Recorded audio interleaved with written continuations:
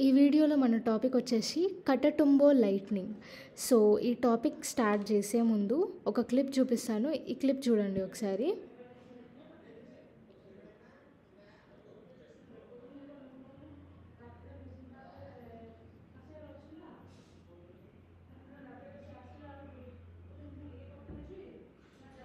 ఇక్కడ చూసినారా, లైట్నింగ్ అనేది కంటిన్యూస్గా ఉంటుంది. సో ఈ ఏరియాలో లైట్నింగ్ అనేది ఇయర్కి 300 days ఇట్లనే ఉంటుంది మొత్తం. ఈ ఏరియాని lightning capital of the world అని అంటారు. సో ఈ ఏరియానే కటటుంబో లైట్నింగ్ అని అంటారు. సో ఇది యాక్చువల్గా ఏరియా వచ్చేసి లేక్ మరకైబో. సో ఇప్పుడు మనం మ్యాప్లో చూసుకోవచ్చు. ఇగో ఇక్కడ లేక్ మరకైబో ఉంది. ఇది మొత్తం వెనజులా. సో ఇక్కడ కెరిబియన్ సీ ఉంది, ఇక్కడ యాండీస్ మౌంటైన్స్ ఉన్నాయి. సో ఇవి స్పెసిఫిక్గా నేను ఎందుకు అంటున్నానంటే, యాండీస్ మౌంటైన్ నుంచి కోల్ ఎయిర్ ఇక్కడ పాస్ అయ్యి కెరిబియన్ సీ నుంచి మాయిస్ట్ ఎయిర్ వేడి గాలి ఇక్కడ మీట్ అవుతాయి. సో ఇక్కడ నుంచి కూల్ ఎయిర్, ఇక్కడ నుంచి వేడి గాలి.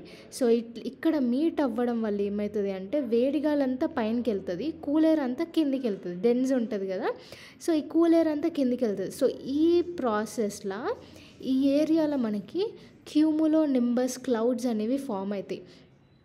సో ఈ క్యూములో నింబస్ క్లౌడ్స్ ప్రత్యేకత ఏంటంటే, ఇవి థండర్ స్టార్మ్స్ని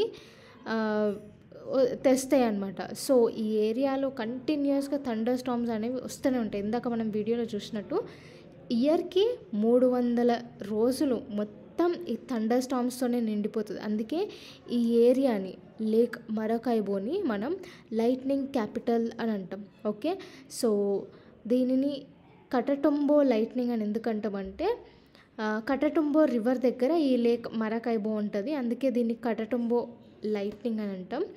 ఓకే, సో ఈ కటటుంబో లైట్నింగ్ వచ్చేసి lightning capital of the world. And ఇంకొక పాయింట్ ఏంటి అంటే, లేక్ మరకైబో ఇందాక మనం చూసినాం కదా, ఇది వచ్చేసి లార్జెస్ట్ లేక్ అనమాట. లాటిన్ అమెరికా మొత్తంలో ఈ లేక్ మరకైబో అనేది లార్జెస్ట్ లేక్.